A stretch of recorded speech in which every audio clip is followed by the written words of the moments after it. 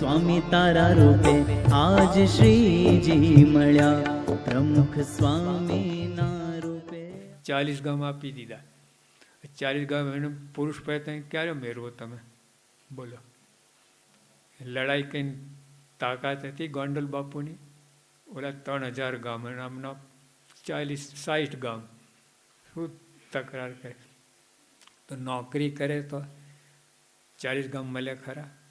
પગાર ભલે મહિનાનો, ભલે મોટો લાખ પગાર, પણ તો 40 ગામ ના મળે. અને આ તો એક જ વાર બે ફરી રોજ ભૂકો નહીં ભરવાનો, એક જ વાર, વન્સ ઇન લાઈફ ટાઈમ 40 ગામ મળી ગયા. અને ટોપમાં ટોપ ગોંડલ સ્ટેટના સારામાં સારા આવકવાળા 40 ગામ હતા. તો જે રાજીપો, એટલે આપણે એના ઉપર જોવું એમનો રાજીપો કેમ થાય. અને જે વાતમાં બધું રાજીપો લેવું. હા, બધા. આપણે ખાલી વ્રત ઉપવાસ કહીને રાજીપો થાય પતી ગયું નહીં. એથી મોટો રાજીપો. તમને આમ ખાલી ડૉક્ટર હોય એને વાયન વગાડતા આવડતું હોય, આપણે ઇન્જેક્શન આપતા ના આવડતું હોય તો ડોગ કટર કોઈ અર્થ નહીં એનો, ખબર તમે? કોઈ અર્થ નહીં. આપણે સત્સંગી થયા, સાધુ થયા, આપણે શું કરવાનું, શું એ ના કરવાનું, એ બધું આવડું આખું દુનિયાનું ડાપણ હોય, શું કામ? તો યોગી આપણે એવું નથી કર્યું, ડાપણ નથી કર્યું. હા, હવે જે આવી સ્થિતિ પામી શકે એને આ લોકનો યાર શું કઠણ પડે. જો ગુણાતીન સ્વામી કહ્યું કે વ્યવહાર માર્ગ તો કાંઈ કઠણ નથી, સૌને આવડે, પણ જ્ઞાન માર્ગ શીખવું ને એ કઠણ છે. અને કરવાનું એ જ છે. જેમાં સંતો ઘણા આવે છે, સાધુ થાય છે ને, તો એ બધું એવા એક્સપર્ટ થઈને બધું શીખી જાય. આ વ્યવહારનું તો મોટા મોટા હવે આપણે સ્વામી છે ને દિલ્હી એ આપણે દીપુ સ્વામી લો, કાંઈ પણ ઇલેક્ટ્રિક એન્જિનિયર હોય ને સાહેબ, એને હંફાવે. હા, એમનું સજેશન આપી શકે. એટલે જો એ માર્ગ કંઈ કઠણ નથી. સાધુતા લાવી, યોગી આપવા જે સાધુતા એ અઘરું છે. હા, અને કરવાનું એ જ છે. પછી આપણે સત્સંગી થવાનું છે. જો પરમ ચેતન સ્વામી શું બોલ્યા? 12 ગુરુ 12 સદગુરુ, સત્સંગી તો આ જ થયો. તો જો એ સમજ્યા સત્સંગી એટલે શું, આપણે તો તિલક ચાલ એટલે સત્સંગી થઈ ગયા. અરે એ તો 4 આના છે. હજુ તો ભગતજીમાં શું માગ્યું બોલો? મારો જીવ સત્સંગી થાય. એટલે હજી સત્સંગી નથી થયા, કંઠી નથી પહેરી. આપણે કંઠી પહેરે સત્સંગી થયું એવું માનીએ છીએ. એ 4 આના છે. અને ભગતજીમાં જે વાત કરી 16 આની સત્સંગીની વાત, 16 આની પહેલાં, એટલે અત્યારે ચલણ નથી ને આની, પહેલાં 16 આની રૂપિયો થતો, એટલે અત્યારે 100 પૈસાનો રૂપિયો થાય, એટલે 25 પૈસા. અત્યારે આપણે જે સત્સંગી 25 પૈસા. એવું તો મન ઉપર કાબુ નથી, સમજવાનું. પણ એટલે ટૂંકમાં ભગતજી જે માગ્યું અને જે પરમ ચેતન જે બોલ્યા સત્સંગ આ થયો અને મારા જીવ સત્સંગ, એ આ વાત છે.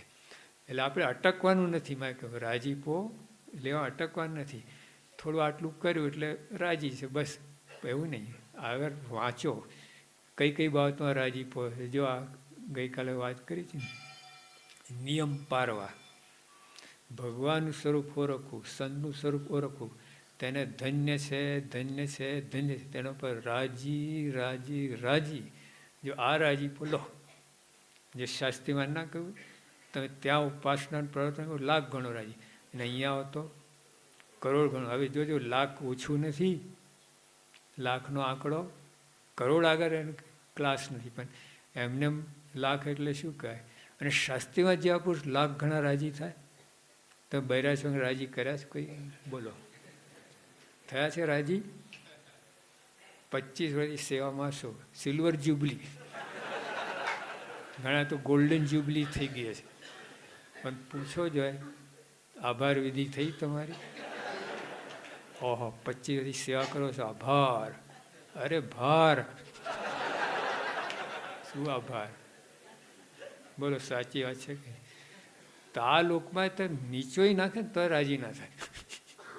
નીચોય નાખે. હા, બધા અમારા પાસે કાગળ થપ્પા ને થપ્પા હોય છે. બધા કાગળમાં આ જ બધું હોય છે, બીજું કાંઈ નહીં. નીચોઈ ગયા હોય રાજીપો થયો જ ના હોય. અને શાસ્ત્રીમાં જેવા રાજી થાય, શાસ્ત્રી છે ને બહુ સ્પષ્ટ વક્તા હતા, કોઈની શરમ નહીં. એમનો રાજીપો લેવો જેવી તેવી વાત નથી. શાસ્ત્રીમાં જેવા કરોડ ગણા રાજી થતા હોય, લાખ ગણા, એ શું કામ એ વાત ના પકડી? હું કામ બીજામાં હાથ નાખવું ફાલતુ બાબતમાં? આવો રાજીપો લો. એટલે આપણે આવી રીતે રાજીપો, બધી વાતો રાજીપો લેવાનો જ છે, છૂકા નથી. 2 આના મળે, 4 આના મળે, રૂપિયો, શિલિંગ, દશિંગ, જે બધું લેવાનું. હા, જો આપણે ઘણી વાર સંતરાની ચીરીઓ રાખીએ ને તો આવતા જતા એક નાખી દે કે 2 ટીપા વિટામિન અંદર કંઈક તો મળશે ને. નહીં આમ થમતા રસોડામાં જાય એટલે કંઈ મોડામાં દાબીને આવતો જાય, ખાલી આવે જ નહીં. એ લાભ ગણે છે એને. આટલું એક ચીરી સંતાઈ નાખે ને તો લાભ કરશે. તો અહીંયા એવું છે, આ રાજીપો લેવતા રહેવું કરું. એટલે બધી પ્રકાર રાજીપો લેવાનું છે. એમાં પછી રાજીપા ફેર છે અમુક વાર. તો જ્યાં ઉપાસના પ્રવર્તનમાં શાસ્ત્રીમાં ખૂબ ભાર મૂકતા એમ કે આમાં જે તમે મંડી પડો તો બીજાને વાત કરો. આપણે જો અમારે ગઈકાલે વાત કરી સંતો અંદર, તમે આટલા વર્ષથી તારા નોકરને સત્સંગ કરાવે છે. આજે પરિણામ આપણે ભોગવવાનું કારણ આ છે, આપણે એમના સામું જેવું જ નથી, એમને એક્સપ્લોઇટ જ કર્યા છે.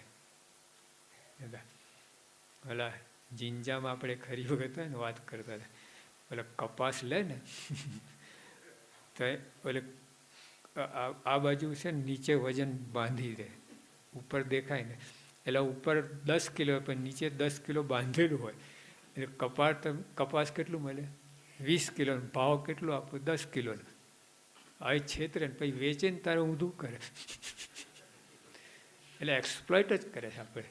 આ લોકો સામે જોયું એટલે પછી એ લોકોને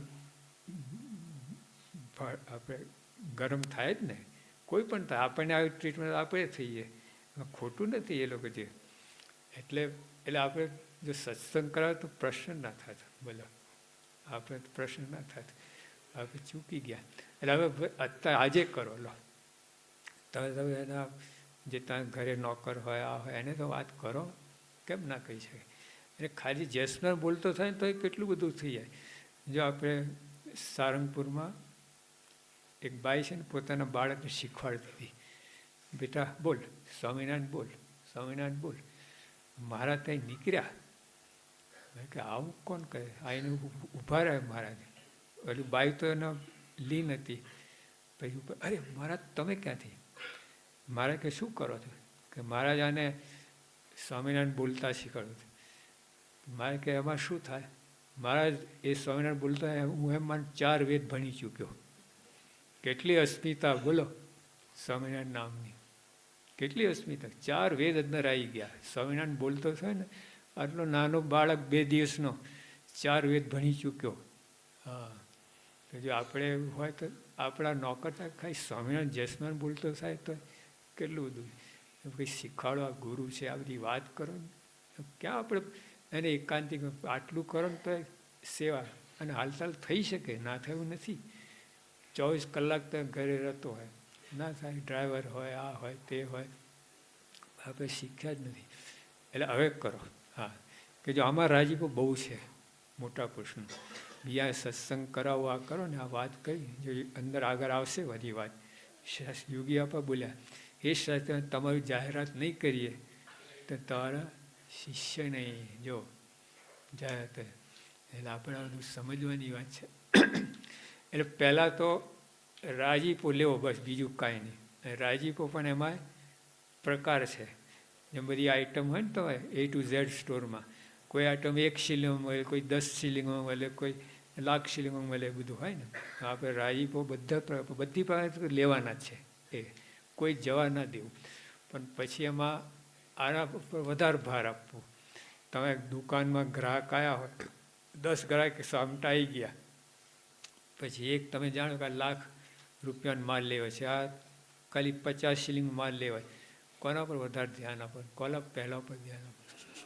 બસ તો આમાં રાજીપા એવું જ થવાનું કે જેમાં વધારે રાજીપો થતો હોય એમાં ક્રમ ગોઠવી દો. પહેલાં તો એક બધું રાજીપો લેવાનું છે.